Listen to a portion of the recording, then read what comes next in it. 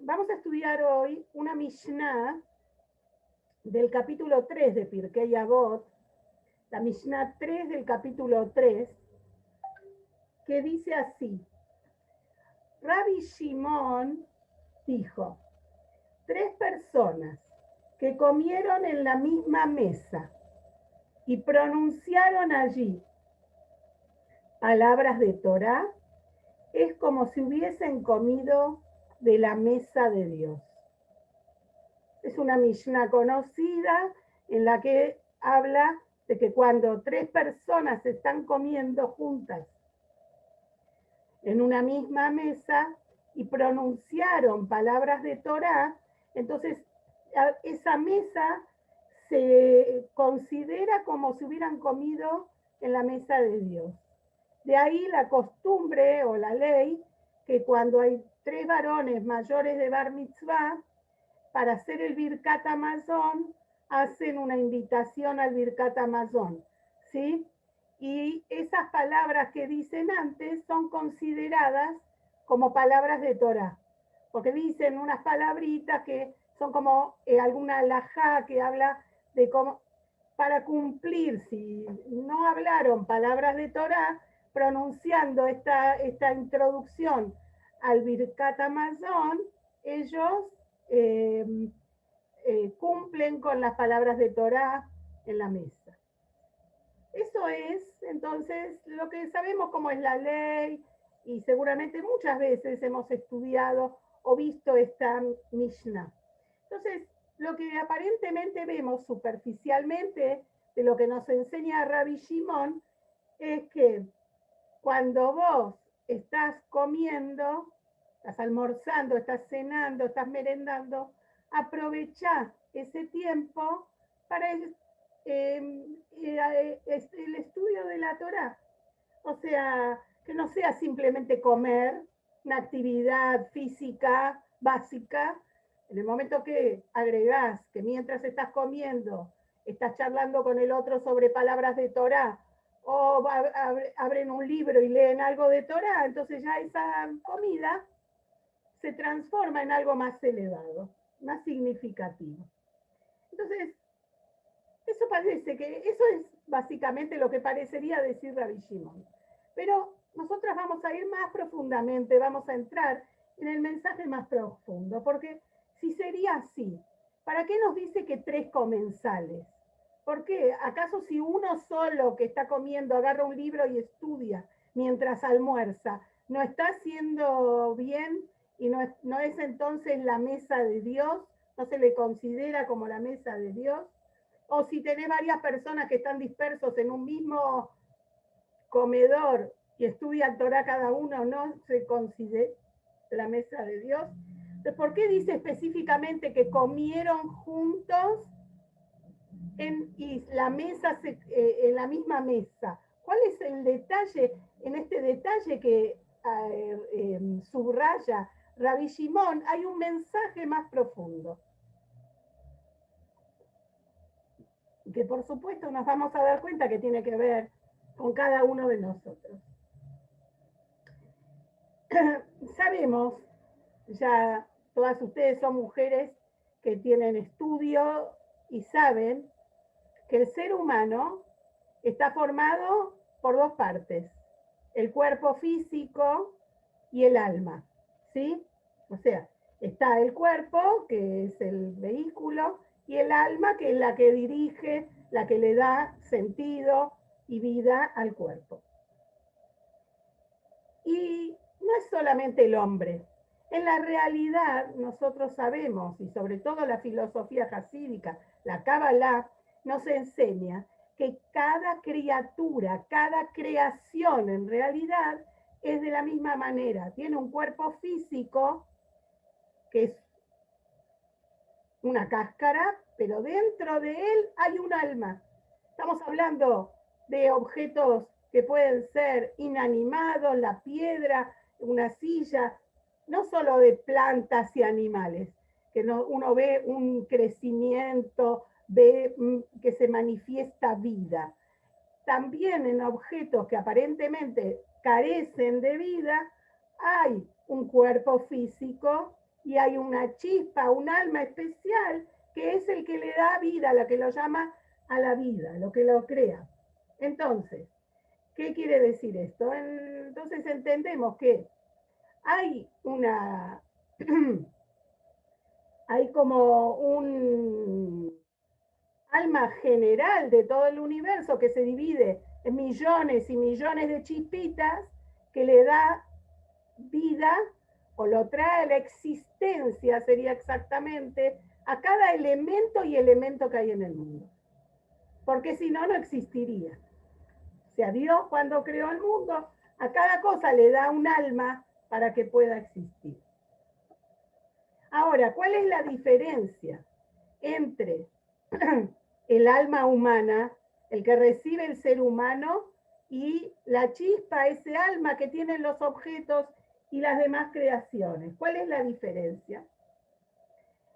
Que en este caso, las demás creaciones en realidad son como containers, como contenedores de esa chispa divina. No son activos, sino que son pasivos. ¿Y qué quiere decir esto? ¿De quién dependen? Dependen del ser humano, del hombre, de la mujer, del niño, que va a utilizarlos para que ese elemento creado cumpla con su misión en el mundo. O sea, por sí mismos no pueden llevar a cabo su misión, necesitan del ser humano. Porque ¿cuál es la misión? El hombre tiene la misión, porque el hombre es la creación suprema de Dios. Y entonces él tiene que elevar el mundo que lo rodea. Todo el mundo que lo rodea debe elevarlo. ¿Y cómo lo va a hacer? Justamente al hombre. Acá estamos hablando de la persona judía. A la persona judía Hashem le entregó la Torah. Y en la Torah, con sus mitzvot, le marca, le marca el camino, le enseña. Son las instrucciones a través de las cuales la persona entiende cómo elevar al mundo que lo rodea, cómo implementarlo para elevarlo y llevarlo a su nivel máximo.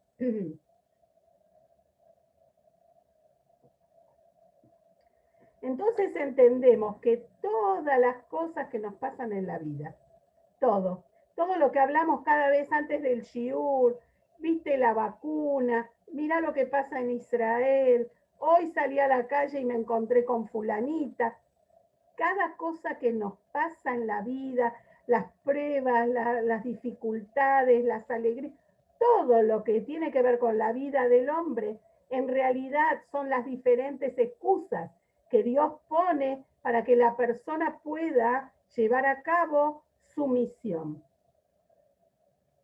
Como teniendo contacto con cada uno de estos objetos que están en su camino, y entonces poder elevarlos.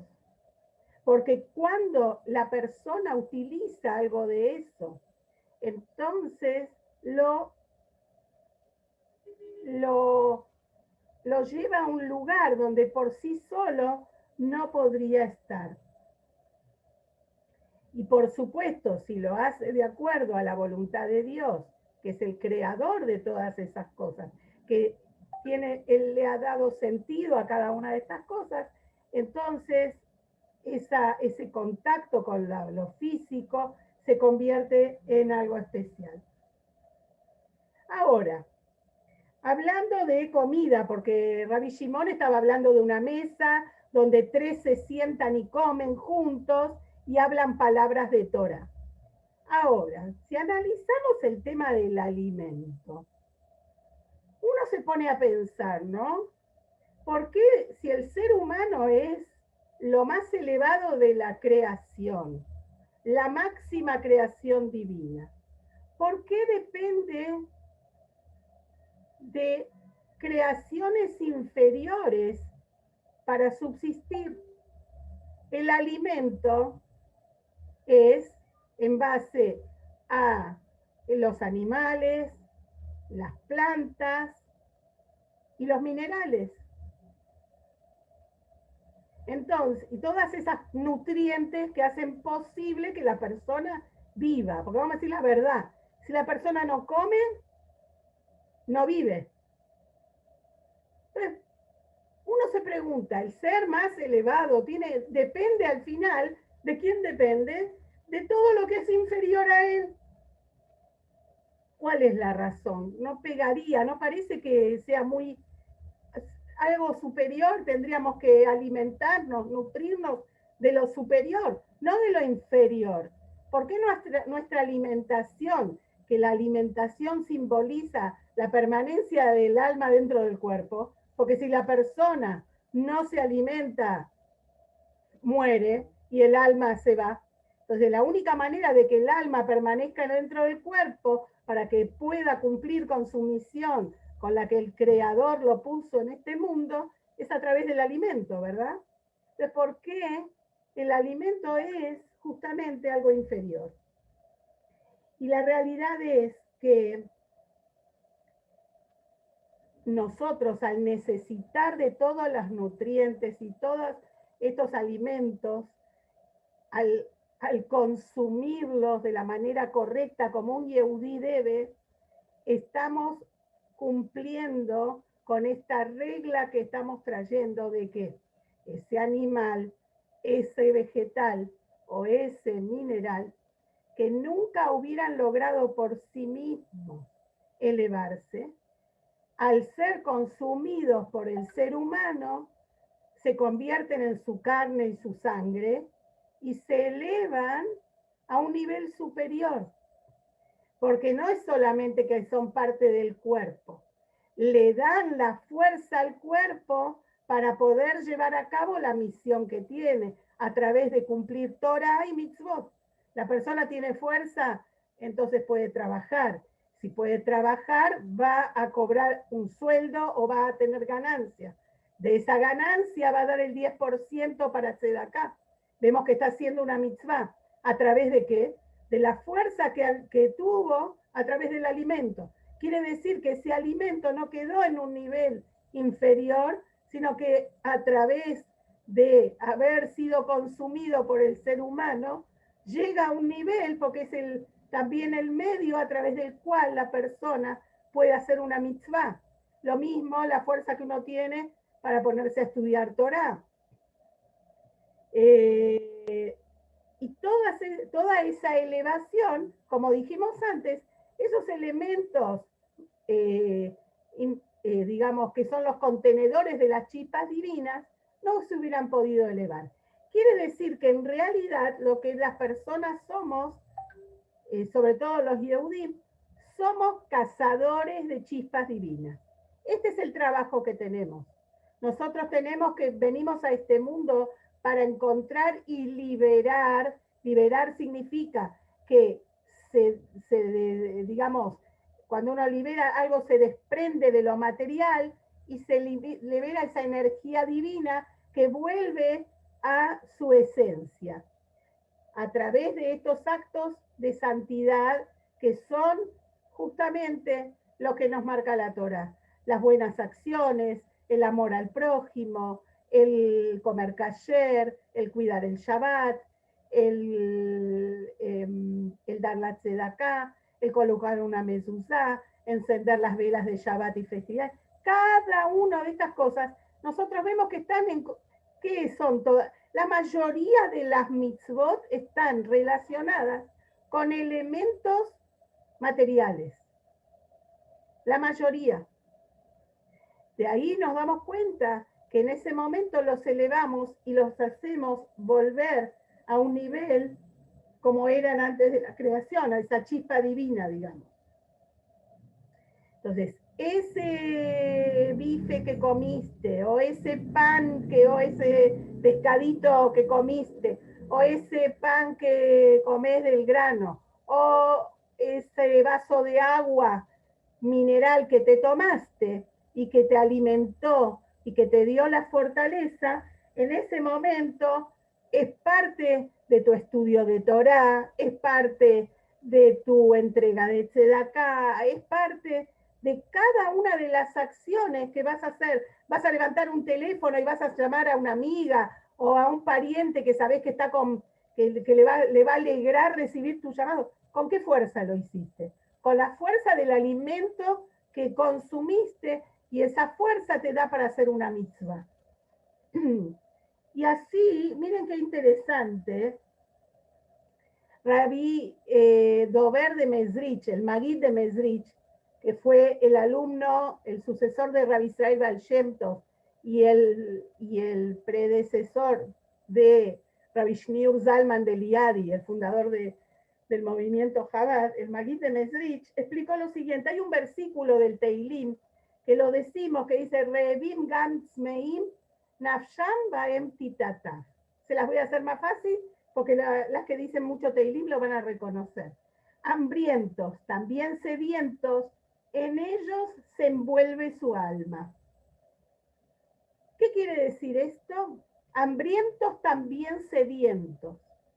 A veces uno tiene hambre y piensa que es simplemente una necesidad física, fisiológica. Quiere comer porque si no tiene hambre. O a veces te da ganas, tenés sed y querés tomar. Redim gamsmeim, sedientos, perdón, hambrientos, también sedientos. Y a veces no es que sentís porque te estás por desmayar, sino que tenés ganas de comer algo. Acá estamos hablando de todo permitido, porque a veces que alguien tiene ganas de comer algo que no es permitido.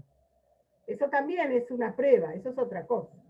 Pero cuando alguien dice, ay, voy a comer un pedacito de esto, que me da ganas, y lo come, dice la bendición antes, lo come, lo consume, en realidad ese deseo de comer no es simplemente el deseo del cuerpo porque tiene necesidad de alimento.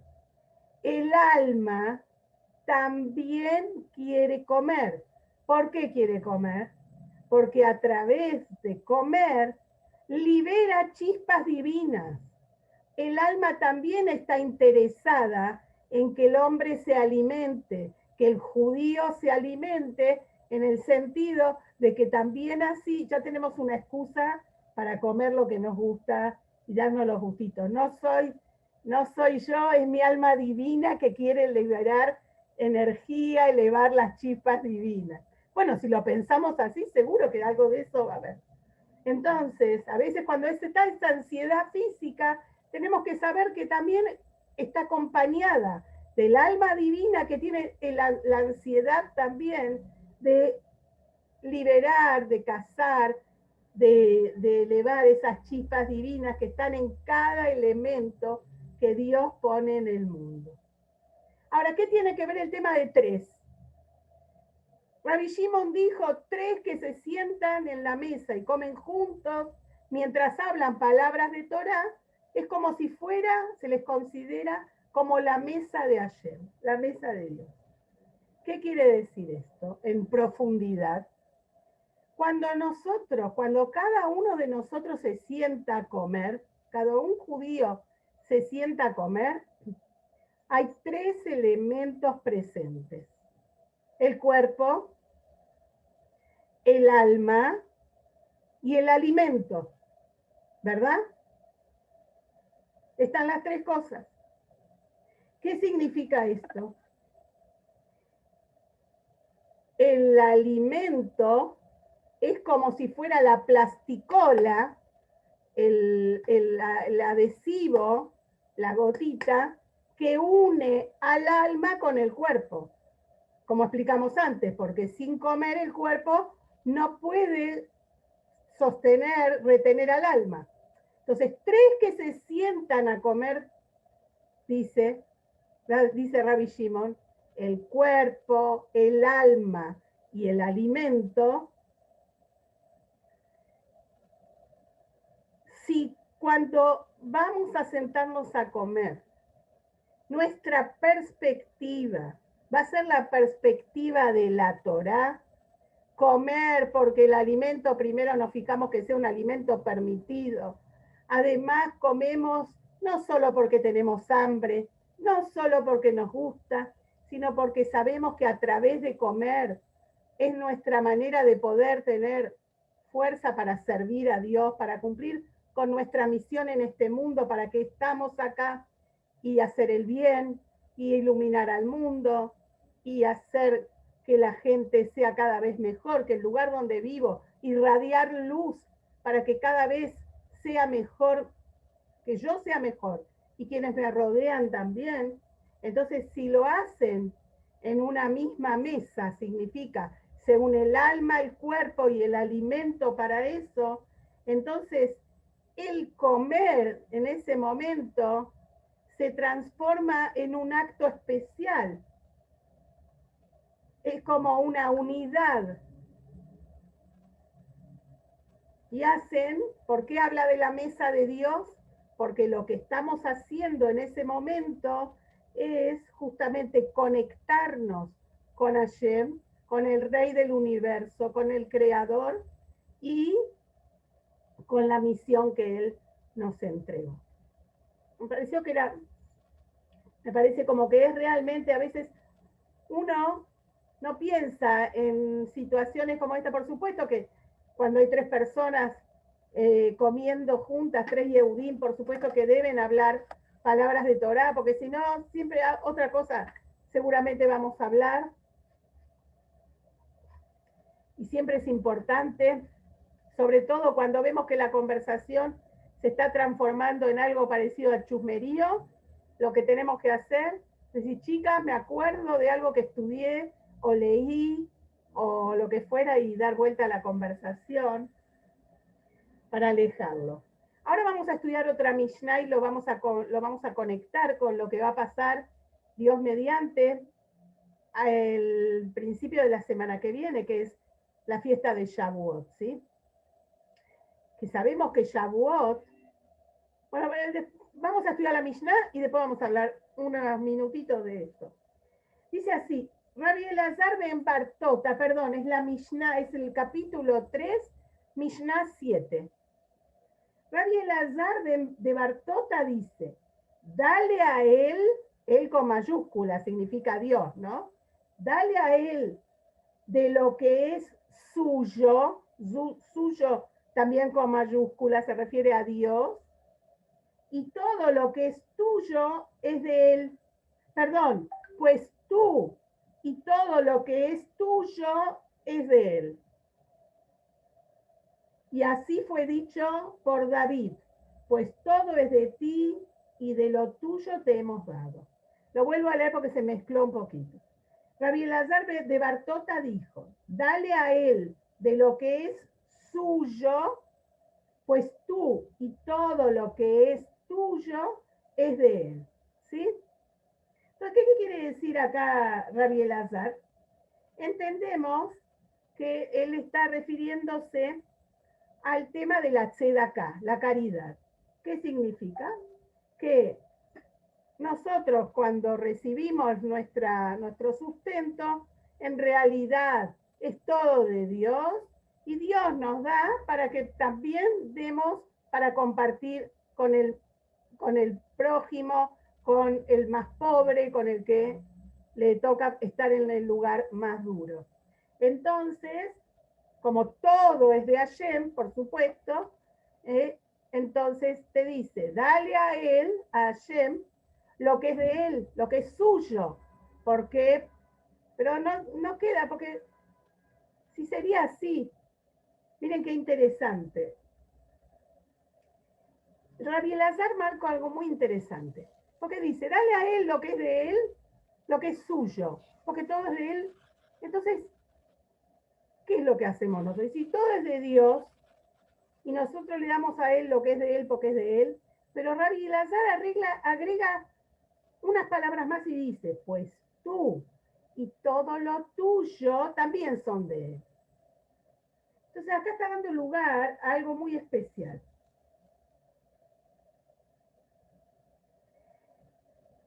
Estamos hablando del tema de la tzedakah y la obligación que tenemos de dar una parte de nuestras ganancias a esta mitzvah. Ahora, es es interesante, porque la persona, cuando recibe su sustento, sea que sea patrón, la ganancia de un negocio, o el sueldo que él reciba, o la jubilación de privilegio, que seguramente todos nosotros recibimos, ¿no? Entonces, tenemos que dar una parte en Tzedakah.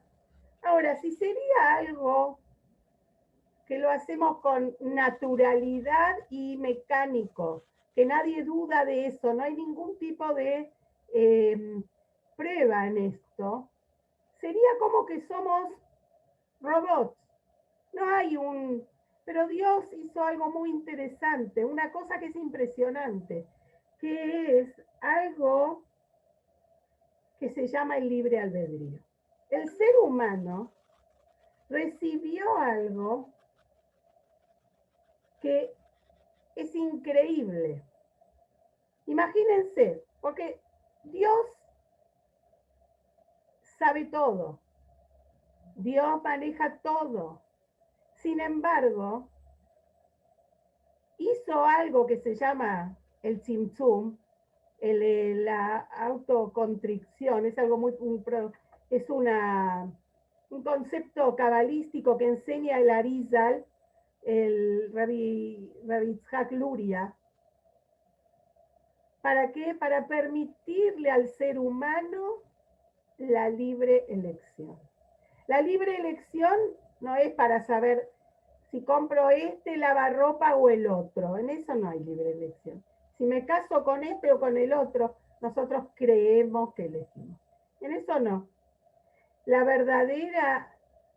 El verdadero libre albedrío existe en si hacemos el bien o no.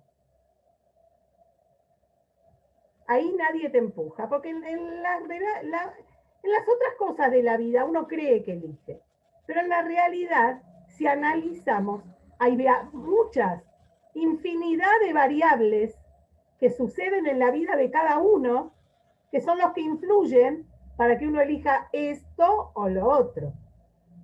¿Se entiende? Por ejemplo, ¿por qué justo vivís en Argentina y no vivís en la China? Y te encontraste con tu pareja acá en Argentina, porque los abuelos de él eligieron venir acá y tus abuelos eligieron... ¿Y por qué los abuelos de él y los tuyos eligieron venir al mismo lugar? ¿Y por qué esto? ¿Y por qué no? Todas esas variables hacen que justo él dobló la esquina y vos justo venías de otro lado y doblaste la esquina y se encontraron. Todas son variables que Dios maneja. Nosotros creemos que elegimos en estas cosas. O, por ejemplo, vas al supermercado, algo mucho más simple, y elegís, voy a llevar este jabón para lavar la ropa. ¿Elegiste? La verdad que no. Porque hay un montón de variables que te llevan a la elección.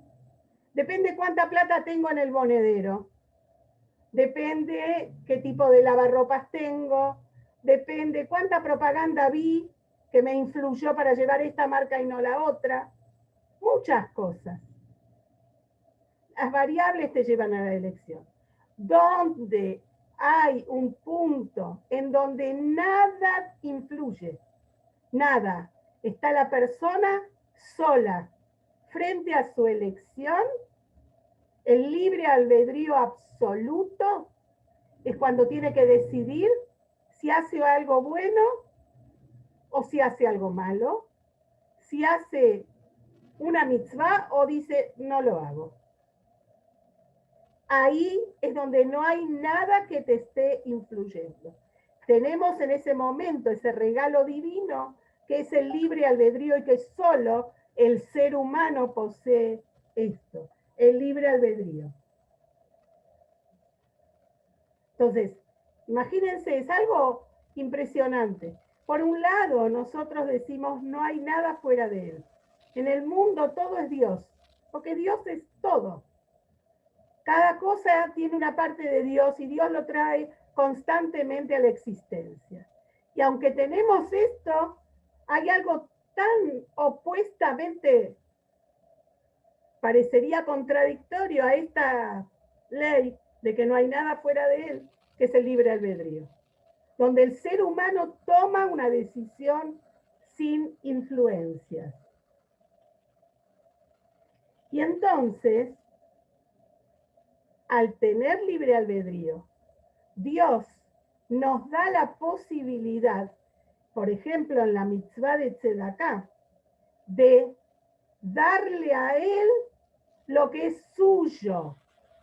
Porque en la realidad, en cierto plano, vos y lo que tenés, vos sos algo, vos sos una persona que trabajó, se esforzó o no, pero vos decidís si vas a dar la tzedaká o no. Tenés el libre albedrío para elegir si lo vas a hacer.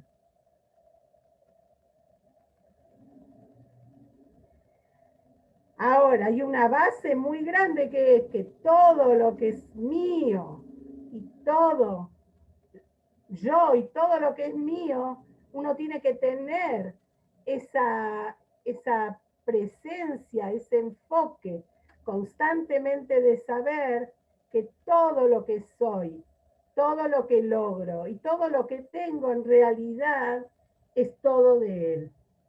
Y saber que la única razón por la que estamos en este mundo es para cumplir con su voluntad. ¿Y dónde está la voluntad? La voluntad está en la Torah. Pero la elección no es de Él. La elección es tuya. Vos sos quien elige. Vos sos el que elige y vos sos quien tiene en la mano esta opción. Entonces, cuando elegimos, ahí es donde tenemos que saber qué hacer, qué elegir. Y a esto vamos con el tema de la Torah. Les voy a contar una reflexión muy interesante, algo que pasó. Ustedes deben saber que hay un monumento, en el año creo que 2003, surgió una inquietud de construir un edificio, un monumento en Berlín como recuerdo del Holocausto, en un lugar muy céntrico. No estuve nunca en Berlín, no planeo tampoco, pero cerca de las puertas de Brandenburgo, que es un lugar muy céntrico, muy cerca de ahí, el gobierno alemán destinó 24 millones de euros para construir un monumento, algo que recuerde a las víctimas del Holocausto. Bueno, está el terreno ahí y hicieron diferentes, ¿cómo se dice? Concesionarios se presentaron para, para ver quién iba. Y bueno, ganó la licitación un empresario, ingeniero, no sé qué, judío justamente. Bueno, pero entonces ¿cómo lo pensaron? El terreno por la superficie se parece a un cementerio, en donde se ven como si fueran sepulturas de cemento crudo, no pintado, nada de color. El cemento, columnas como acostadas, de diferentes tamaños, algunas de 2 metros 10 de largo, otras más cortas, y todas puestas en fila, pero no tan, digamos, formando como un laberinto y que si uno lo ve de lejos se asemeja a un cementerio. Si no me equivoco, debajo hay un museo del Holocausto. Bueno, en el año, creo que lo terminaron en el 2005, es un lugar impresionante, es impresionante, porque lo que tratan digamos, manifestar estas columnas, estas como sepulturas justamente, es la tragedia que le sucedió al pueblo judío durante la época del Holocausto, etcétera, etcétera. Y además esto le permite a las personas ir tomando su camino hacia la entrada como si fuera un laberinto, puede elegir por dónde entrar, no hay una entrada única para llegar a la puerta. interesante. Un tipo se tomó el trabajo de contar las columnas. ¿Cuántas columnas hay? O digamos columnas, o no sé cómo llamarlo, esos cuadrados de cemento, no son cuadrados, digamos 2.411 columnas.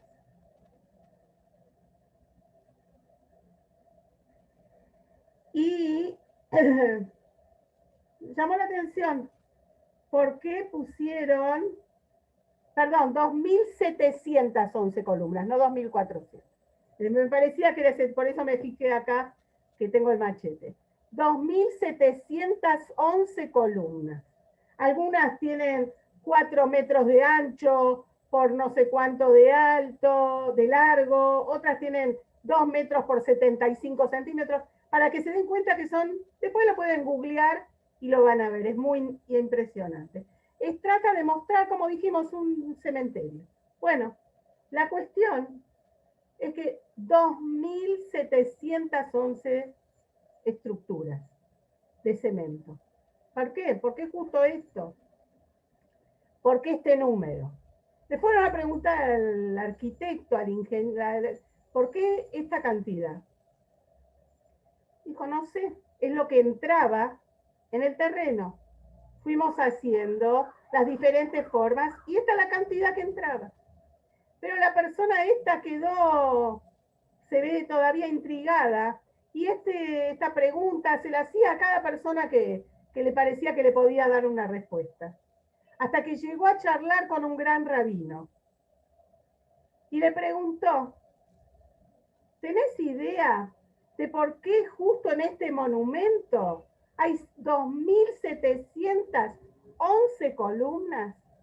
El rabino se pone blanco, pálido. Dice, no te puedo creer. Entonces le dice, ¿pero por qué? ¿Cuál es qué es?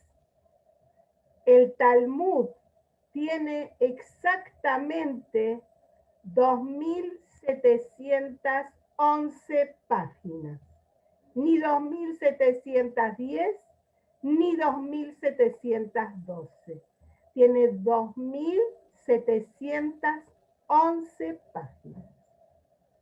Y le explicó el rabino, esto que vos ves es justamente lo que pasa. No hay manera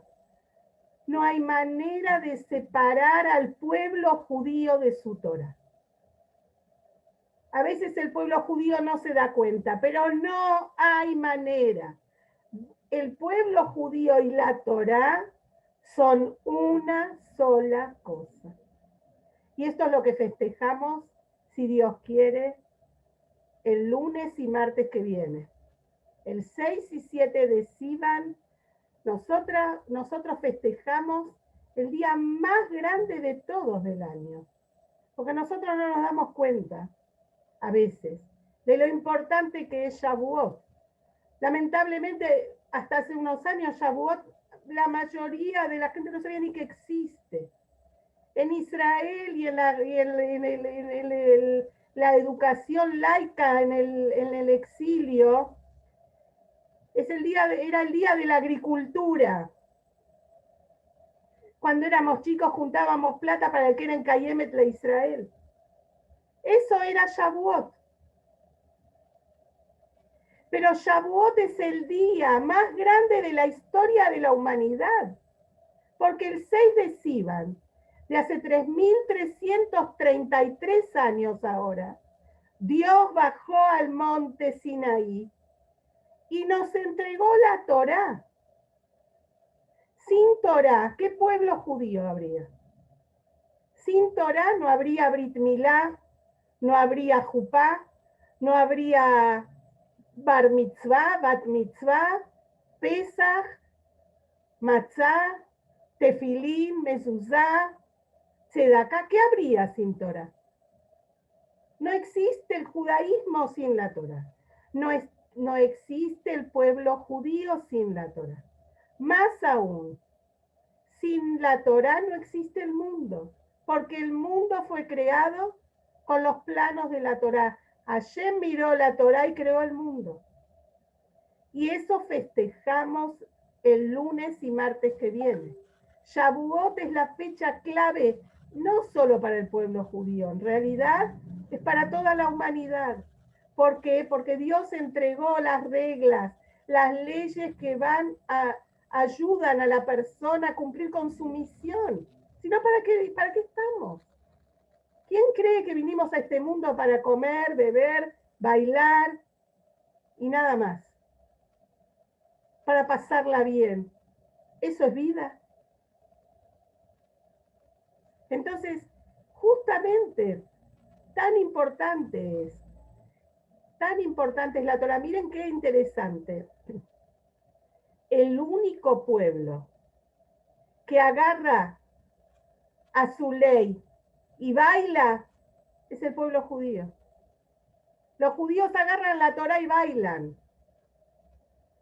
Las demás naciones agarran la Constitución y la pisotean. No quieren escuchar lo que dice la ley. ¿A quién le interesa? Pero el judío, ese judío que la Torah le dice, no podés hacer esto, tenés que ir a pagar, ¿qué hace? Agarra y baila con la Torah. Porque la Torah es nuestra vida.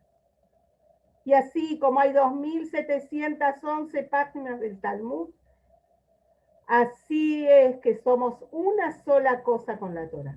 Una sola cosa. En realidad hay una unión de tres cosas que son una. Hashem, la Torá y el pueblo de Israel. Y eso festejamos en Haga Shavuot. Un beso enorme, que pasen un Shabbat Shalom, y a continuación, Shavuot, hay que escuchar los 10 mandamientos. Acá en Argentina se van a escuchar en las plazas, se va a leer la Torá. Fíjense, estamos mandando invitación para que las personas se anoten para escuchar la lectura de los 10 mandamientos el lunes durante el día, en todos los barrios de Buenos Aires, o en la mayoría, en la provincia de Buenos Aires, en donde haya un Beit Chabad, seguramente va a haber lectura de Torah, de los 10 mandamientos. Que Hashem nos mande el Mashiach ya, que escuchemos de Shalom, de paz en Eretz Israel, de paz para todos los Yehudim, que se terminen ya realmente todas las noticias tristes, que realmente veamos la luz de la Torah, la luz de la Geulá con el Mashiach Tzidkeinu. Un beso grande, chicas. Nos vemos.